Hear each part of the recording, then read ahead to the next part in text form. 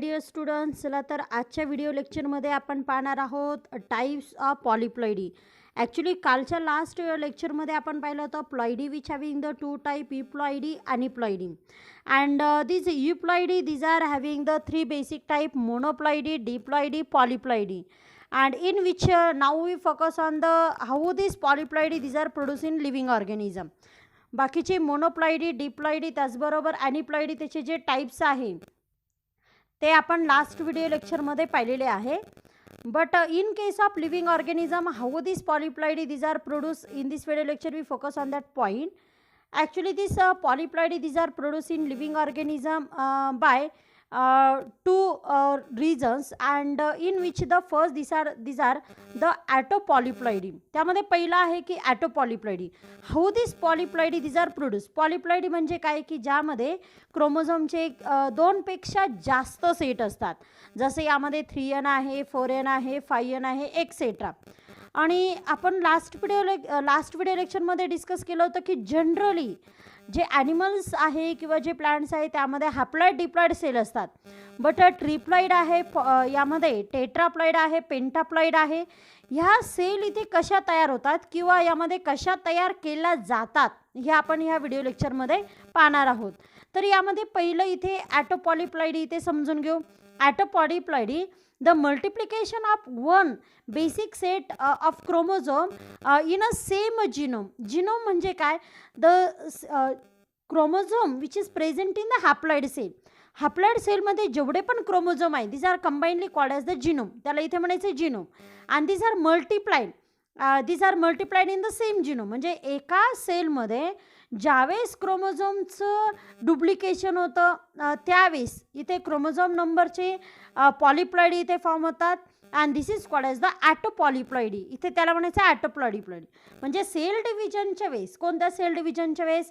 तर मिओसिसच्या वेळेस यामध्ये ज्यावेळेस सेल गॅमेट फॉर्मेशन करण्याच्या ऐवजी क्रोमोझोम नंबर डुप्लिकेट करते, बट यामध्ये कॅरिओकायनेसिस यामध्ये होत नाही, किंवा सायटोकायनेसिस म्हणजे सेलमध्ये असणारा जो न्यूक्लियस आहे किंवा सायटोप्लाझम आहे ही यामध्ये डिवाइड होत नाही. आणि त्यामुळे एका सेलमध्ये आपल्याला क्रोमोझोमचे खूप सगळे सेट मिळतात. आणि in which this are happen in the same species. एका स्पीसीजमध्ये ज्यावेळेस सेल डिव्हिजन होतं त्यावेळेस हे घडत असतं आणि त्यानुसार यामध्ये पॉलीप्लॉइडी यामध्ये फॉर्म होते. In case of animal we can see in human liver cell, human heart cell, and this also we can see in the bone marrow. These are the example in which we can see the ॲटोपॉलीप्लॉइडी. ॲटोपॉलीप्लॉइडी these are form. That is the cell which having the so many set of chromosome. ज्यामध्ये 3 पेक्षा जास्त set असतात क्रोमोझोमचे, असे यामध्ये polyploidy इथे form होते. And these polyploidy these are also artificially produced in the plant at the time of cell division and in the metaphase stage by using the chemical colchicine and ऑरेक्झॅलिन. आणि त्याचबरोबर colchicine याचा वापर करून इथे मेटाफेजमध्ये म्हणजे meiosis sale डिव्हिजनमध्ये मेटाफेजमध्ये produce केलं जातं ॲटोपॉलीप्लॉइडी. जसं यामध्ये फॉर एक्झाम्पल आहे वीट. आज आपण जे वीट यूज करतो, गहू, ते देखील याचं बेस्ट एक्झाम्पल आहे. Now we focus how this autopolyploidy these are produced in the cell. You can see here this is the cell. आता इथे एक सेल आहे, समजा ही सेल आहे 2n. एक लिव्हिंग ऑर्गॅनिझम आहे त्यामध्ये सेल आहे आणि ती आहे 2n. 2n म्हणजे ज्यामध्ये क्रोमोझोमचे 2 सेट आहे. जसे यामध्ये फॉर एक्झाम्पल आता मी इथे लाईन ड्रॉ करते क्रोमोझोम समजण्यासाठी. मग यामध्ये आपण वेगवेगळे कलर इथे घेऊ समजण्यासाठी. जर समजा आपण इथे विचार केला की हा एक क्रोमोझोम आहे, त्याचबरोबर यामध्ये याच्यासोबत क्रोमोझोमची पेअर आहे, हा एक क्रोमोझोम यामध्ये आहे. त्याचबरोबर यामध्ये इथे आपण वेगळ्या पद्धतीने क्रोमोझोम ड्रॉ करतोय. हा एक क्रोमोझोम इथे प्रेझेंट आहे, त्याचबरोबर हा एक क्रोमोझोम इथे प्रेझेंट आहे. आता इथे आपण विचार केला की ही एक क्रोमोझोमची पेअर आहे, ही देखील एक क्रोमोझोमची यामध्ये पेअर आहे. अशी यामध्ये 2 पेअर आहे, ही एक पेअर आहे, ही एक पेअर आहे. आणि ज्यावेळेस आता ही सेल काय करणार आहे तर मिओसिस सेल डिव्हिजन करणार आहे. आता मिओसिस फर्स्टमध्ये प्रोफेज यामध्ये प्रोफेज फर्स्ट होतं आणि प्रोफेज फर्स्टमध्ये होमोलॉगस क्रोमोझोमची जी पेअर आहे तर ती यामध्ये सेपरेट होते. मग ज्यावेळेस इथे क्रोमोझोम सेपरेट होणार आहे मिओसिस फर्स्टमध्ये, ह्या पेअरमधला एक क्रोमोझोम इकडे जाईल, त्याचबरोबर ह्या पेअरमधला जो एक क्रोमोझोम आहे तो इकडे जाईल. दुसरा क्रोमोझोम ह्या पेअरमधला इकडे जाईल, ह्या पेअरमधला इकडे जाईल, असं अल्टरनेट फॉर्ममध्ये इथे सेल डिव्हिजन होणार आहे. बट इथे काय केलं जातं, जे मिओसिस फर्स्ट आहे तर त्या मिओसिस फर्स्टमध्ये जे मेटाफेज आहे, मेटाफेज का, आता इथे पहा प्रोफेजमध्ये काय होतं, जे होमोलॉगस क्रोमोझोम पेअर आहे ती यामध्ये सिनॅप्स फॉर्म करते, त्यामध्ये रिकॉम्बिनेशन होतं. बट मेटासेल जे डिव्हिजन आहे, म्हणजे मेटाफेज ही जी स्टेज आहे सेल डिव्हिजनची मिओसिस फर्स्टमध्ये, त्यामध्ये जे होमोलॉगस क्रोमोझोम आहे ते ॲक्च्युली यामध्ये सेपरेट होतात आणि त्यानुसार यामध्ये हे अपोजिट साईडला इथे अट्रॅक्ट केलं जातं. बट इथे काय होतं पहा, ज्यावेळेस इथे आर्टिफिशियली एखाद्या प्लांटमध्ये ज्यावेळेस इथे कोल्चिसिन किंवा यामध्ये ऑरिक्झॅलिन इथे यूज केलं जातं, त्यानुसार इथे जी मेटाफेज आहे त्यामध्ये क्रोमोझोम अरेस्ट केले जातात. अरेस्ट म्हणजे काय, यांचं सेपरेशन यामध्ये स्टॉप केलं जातं. आणि ॲक्च्युली यामध्ये जे होमोलॉगस क्रोमोझोमची पेअर आहे तर ती यामध्ये तशीच राहते. म्हणजे इथे तुम्ही पाहू शकता, ही एक पेअर आहे, त्याचबरोबर ही दुसरी पेअर आहे. यामध्ये आपण इथे कलर यूज केले होते पहा. यामध्ये आपण पुन्हा विचार केला की यामध्ये समजा हा एक क्रोमोझोम आहे, त्याचबरोबर याच्यासोबत यामध्ये दुसरा एक क्रोमोझोम आहे, त्याचबरोबर यामध्ये नेक्स्ट आपण इथे घेऊ, इथे दुसरा क्रोमोझोम आहे, त्याचबरोबर यामध्ये हा एक क्रोमोझोम इथे आहे. हे जे क्रोमोझोम आहे तर ह्या क्रोमोझोमचे जे पेअर आहे तर ह्या तशाच राहतात मेटाफेजमध्ये. आणि मेटाफेजमध्ये तशाच राहतात म्हणजे पुढचं जे सेल डिव्हिजन आहे मिओसिस हे अरेस्ट केलं जातं आणि होमोलॉगस क्रोमोझोमच्या ज्या पेअर आहे तर ह्या तशाच ठेवल्या जातात, जेणेकरून यामध्ये जे क्रोमोझोम आहे तर ही यामध्ये डबल होतात. मग हा जो लिव्हिंग ऑर्गॅनिझम आहे किंवा हे जे गॅमेट्स असणार आहे, आता यापासून पहा डिप्लॉइड सेलपासून हॅप्लॉइड सेल तयार होते, त्यावेळेस इथे मिओसिस सेल डिव्हिजन घडतं आणि त्यानंतर गॅमेट्स फॉर्म होतात. मग इथे काय केलं जातं, हे सेल डिव्हिजन अरेस्ट केलं जातं आणि त्यानुसार क्रोमोझोम नंबर जे आहे तर ही यामध्ये वाढवले जातात आणि त्यानुसार जो नवीन ऑफस्प्रिंग यामध्ये फॉर्म होतो किंवा नवीन प्लांट यामध्ये ज्यावेळेस तयार होतं गॅमेट फ्युजननुसार, तर त्यामध्ये जे क्रोमोझोम जे आहे तर त्याची यामध्ये प्लॉइडी इथे तयार केली जाते. आणि in this case the colchicine and oryzalin these are used for that production of that polyploidy and this is called as the apopolyploidy. These are takes place in the single species. एका स्पेसिसमध्ये diploid सेलची ज्यावेळेस haploid sale तयार होते त्यावेळेस यामध्ये हे जे sale division आहे तर यामध्ये अरेस्ट करून इथे जी पॉलिप्लॉइडी आहे ती तयार केली जाते. नॅचरली जी लिव्हर सेल आहे किंवा ह्युमन मसल सेल आहे, त्याचबरोबर यामध्ये बोन मॅरो आहे, इथल्या ज्या सेल आहे तर ह्या सेलमध्ये देखील इथे पॉलिप्लॉइडी फॉर्म होते.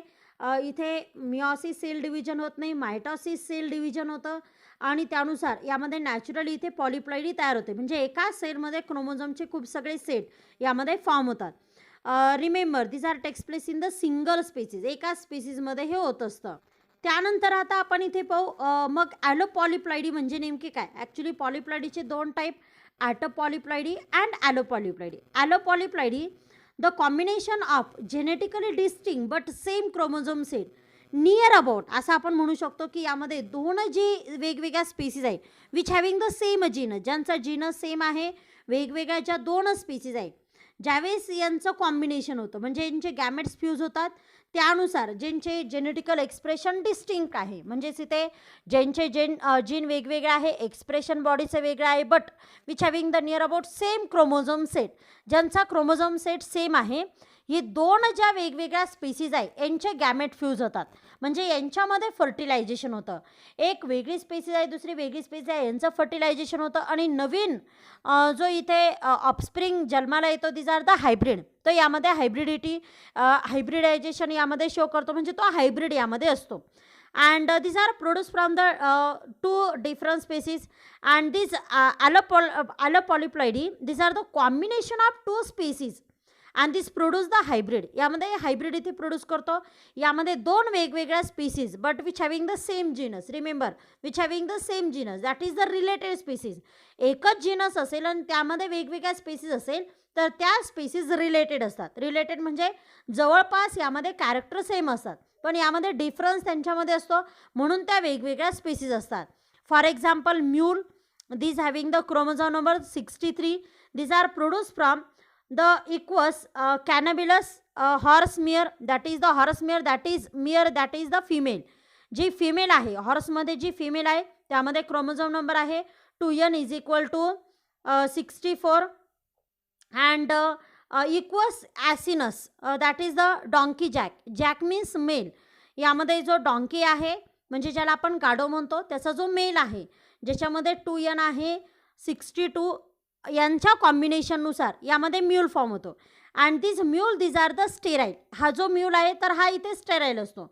Mule these are produce from the female horse that is horse mare and donkey jack that is the male donkey.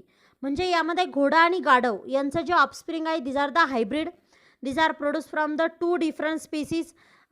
यामध्ये आपण विचार केला की यामध्ये मेल आहे. यामध्ये मेल कोण आहे तर donkey which having the chromosome number 2n is equal to 62.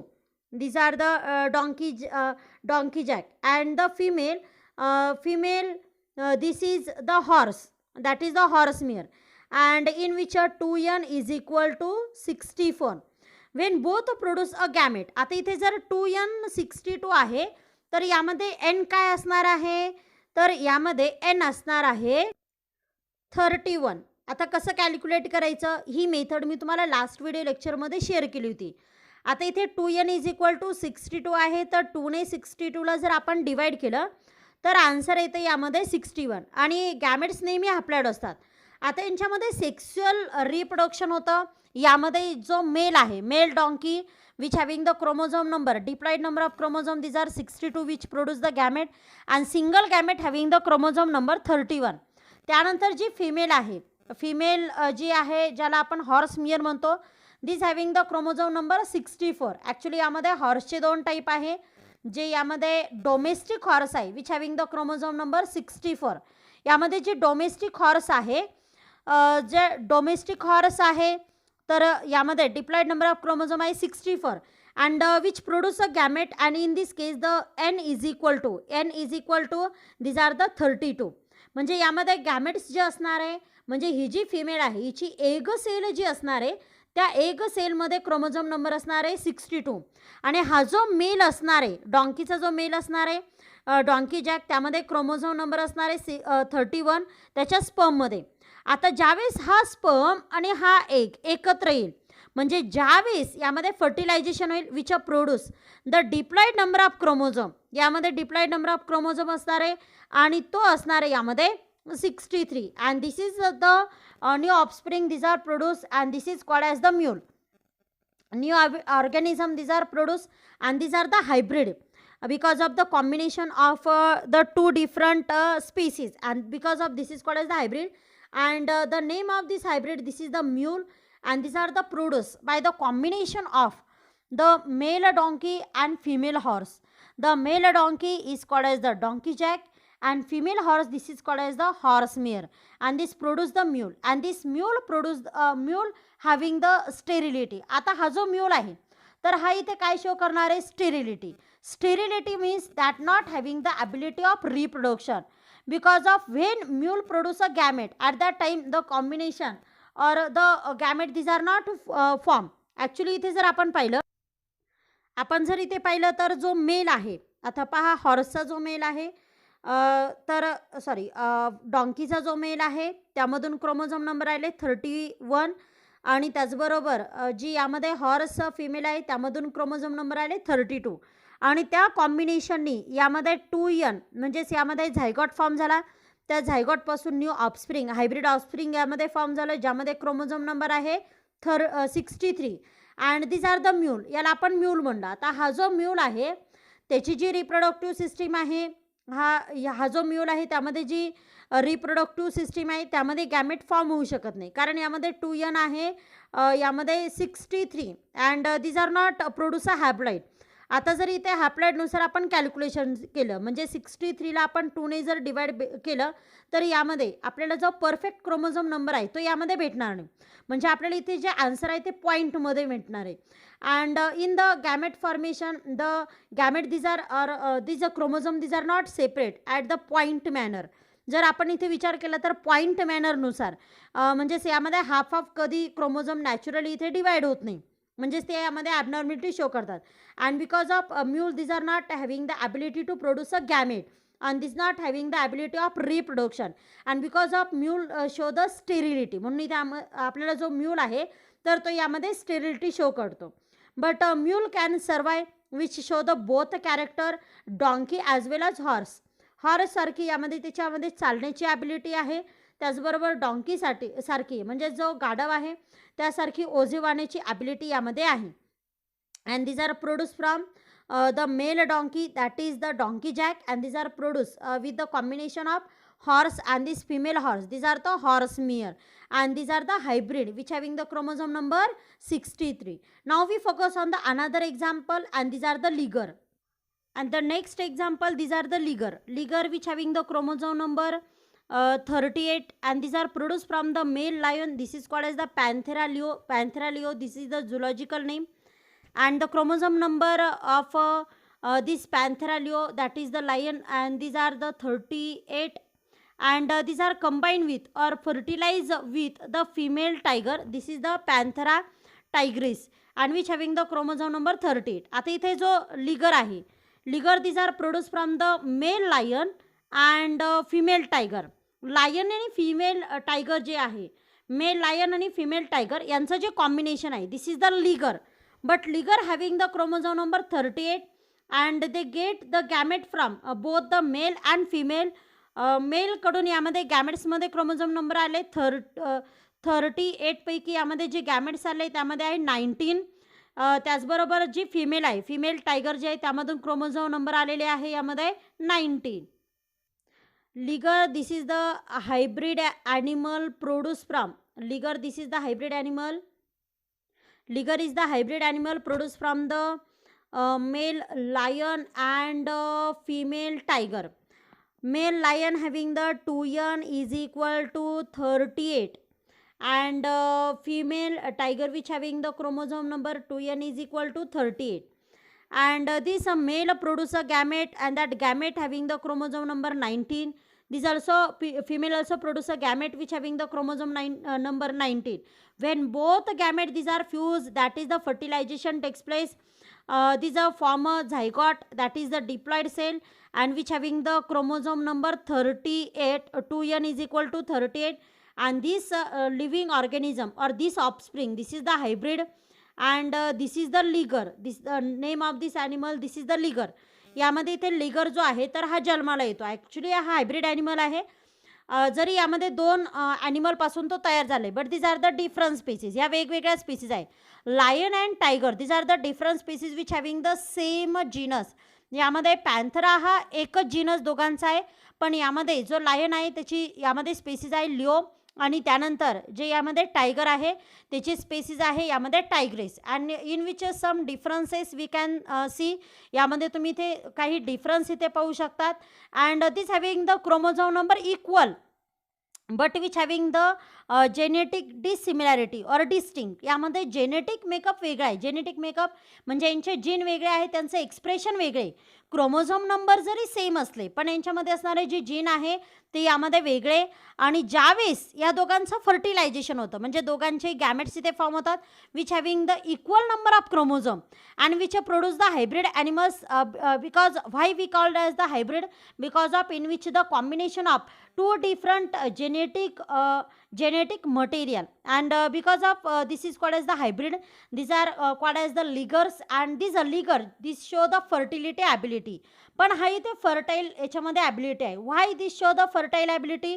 When this produce a gamete which also having the chromosome number 19. आता याच्यामध्ये ज्यावेळेस गॅमेट्स फॉर्म होणार आहे त्या गॅमेट्समध्ये क्रोमोझोम नंबर पुन्हा 19 असणार आहे. म्हणजे जसं यामध्ये लायन असेल, टायगर असेल, हा जसं यामध्ये इथे हा जसं यामध्ये गॅमेट फॉर्म करतो त्याच पद्धतीने यांच्यामध्ये पण ॲबिलिटी आहे की ते गॅमेट्स इथे फॉर्म करू शकतात. And this gamete also having the chromosome number 19. And this liger show the fertility ability. And this also when male liger this are fertile this fertile the gamete of the female liger which also produce the liger. यामध्ये जो लिगर आहे mail लिगर female लिगर यांचा fusion होऊ शकतो. त्याचबरोबर यामध्ये liger also fertile with the lion and tiger. यामध्ये liger जो आहे तर तो लायन आणि त्याचबरोबर जो टायगर आहे यांच्यासोबत देखील यामध्ये फर्टिलायझेशन करू शकतो. That means the allopolyploidy in which the combination of the two animals or species which having the same genus which produce the new living organism, this is the hybrid. But if which having the chromosome number even, then which having the ability to produce the gametes, यामध्ये एक विशिष्ट पद्धतीचे जर chromosome number असेल तर त्यानुसार त्यांच्यामध्ये gametes form होऊ शकतात. असं आपण एक्झाम्पल पाहिलं लिगरमध्ये.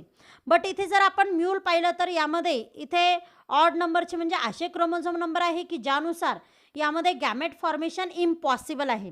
And this show the sterility because of gametes this are not form. ज्यांच्यामध्ये गॅमेट फॉर्मेशनची ॲबिलिटी नाही किंवा अशा पद्धतीचे जे नंबर्स आहे ऑड नंबर्स आहे तर त्यानुसार ते गॅमेट फॉर्म करू शकत नाही आणि त्यानुसार यांच्यामध्ये स्टेरिलिटी इथे जनरेट होते. That not having the ability of fertility, म्हणजे फर्टाईल यामध्ये असू शकत नाही. बट यांच्यामध्ये जर क्रोमोझोम नंबर इवन असेल तर this having the ability of fertilization. असे यामध्ये आपण सेकंड टाईप पाहिला alloploidy. Now we focus on the difference between the autopolyploidy and allopolyploidy. Now we focus on the difference between the autopolyploidy and allopolyploidy. Autopolyploidy, these are refers to the type of polyploidy where the chromosome complement these are consist of more than 2 copies of homologous chromosome. यामध्ये homologous क्रोमोझोमच्या copies वाढत जातात एका स्पेसिसमध्ये, म्हणजे एका सेलमध्ये ज्यावेळेस sale division घडतं त्यावेळेस यामध्ये सेल डिव्हिजन घडताना यामध्ये कॅरिओकायनेसिस असेल किंवा सायटोकायनेसिस असेल ते व्यवस्थित होत नाही आणि त्यामुळे इथे जे क्रोमोझोम नंबर आहेत तर ते डुप्लिकेट होतात, त्यांच्या कॉपीज यामध्ये फॉर्म होतात. And in which the homologous chromosome this copies we can see in allopolyploidy refers to the type of polyploidy where the chromosome complement consists of more than 2 copies of chromosome derived from the different species. यामध्ये पण क्रोमोझोमच्या copy असतात but these are derived from the different species. यामध्ये वेगवेगळ्या ज्या species आहे यांच्या क्रोमोझोमच्या copies यामध्ये form होतात किंवा ते क्रोमोझोम यामध्ये कंबाईन होतात. Autopolyploidy these are arise by the fusion of gametes of the same species. आता मी तुम्हाला अगोदर सांगितलं पहा की यामध्ये जर समजा एखादी सेल आहे आणि ती मिओसिस सेल डिव्हिजन करते तर ह्या मिओसिसमध्ये जे गॅमेट्स फॉर्म होतात त्या गॅमेट्समध्ये सेम क्रोमोझोम नंबर असतात. मग इथे जर दुसरी सेल घेतली की त्यामध्ये पण आता गॅमेट जर डिप्लॉइड असेल, लक्षात घ्या गॅमेट्स नेहमी हॅप्लॉइड असतात, पण हॅप्लॉइड गॅमेट कधी फॉर्म होतात ज्यावेळेस त्यांच्यामध्ये मिओसिस फर्स्ट होईल, रिडक्शनल डिव्हिजन, त्यानंतर त्यांच्यामध्ये क्रोमोझोम नंबर हाफ बनतात म्हणजे ते हॅप्लॉइड बनतात. बट जर असं झालं की डिप्लॉइड सेल यांच्यामध्ये रिडक्शनल डिव्हिजन यामध्ये झालं नाही किंवा मिओसिस फर्स्टमध्ये क्रोमोझोम नंबर हाफ झालेच नाही तर त्यामुळे ते जे गॅमेट्स आहे तर ते गॅमेट्स यामध्ये डिप्लॉइड असतात आणि ह्या गॅमेट्समध्ये तेच क्रोमोझोम असतात आणि त्यानुसार ज्यावेळेस हे गॅमेट फ्यूज होतात त्यानुसार जो नवीन लिव्हिंग ऑर्गॅनिझम जन्माला येतो त्यामध्ये इथे जर आपण पाहिलं तर त्यामध्ये क्रोमोझोम नंबर डबल असतात. But these are takes place in a same species, पण हे एका स्पेसिसमध्ये होतं, लक्षात घ्या. And these in this allopolyploidy these are arise from the fusion of gamete of the different species. यामध्ये सेम स्पेसिस एका जातीचे जे मेल आणि फिमेल आहे यांचं यामध्ये फ्युजन होऊन यामध्ये ॲटोपॉलिप्लॉइडी फॉर्म होते. बट ॲलोपॉलिप्लॉइडीमध्ये यामध्ये डिफरंट स्पेसिस असतात. त्यानंतर यामध्ये autopolyploidy the cell contain the homologous chromosome set. यामध्ये ॲटोपॉलिप्लॉइडीमध्ये होमोलॉगस जे क्रोमोझोम आहे त्यांचा आपल्याला डबल सेट पाहायला भेटतो. जसं या दोघांच्या कॉम्बिनेशननी जो नवीन लिव्हिंग ऑर्गॅनिझम फॉर्म होणार आहे त्यामध्ये होमोलॉगस क्रोमोझोमचे खूप सगळे सेट यामध्ये असणार आहे. But in allopolyploidy all chromosome sets in an allopolyploidy cells these are not homologous. सगळे होमोलॉगस नसतात.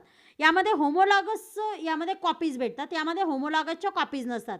यामध्ये दोन स्पीसीजचे जे क्रोमोझोम आहे त्यांचं कॉम्बिनेशन असतं. त्यानंतर ॲटोपॉलिप्लॉइडी these are mainly caused by the non disjunction of the chromosome. Non disjunction म्हणजे काय, ज्यावेळेस इथे एखाद्या लिव्हिंग ऑर्गॅनिझममध्ये ज्यावेळेस डिप्लॉइड सेलपासून हॅप्लॉइड सेल फॉर्म होते त्यावेळेस मिओसिस फर्स्ट सेल डिव्हिजनमध्ये होमोलॉगस क्रोमोझोम सेपरेट होतात.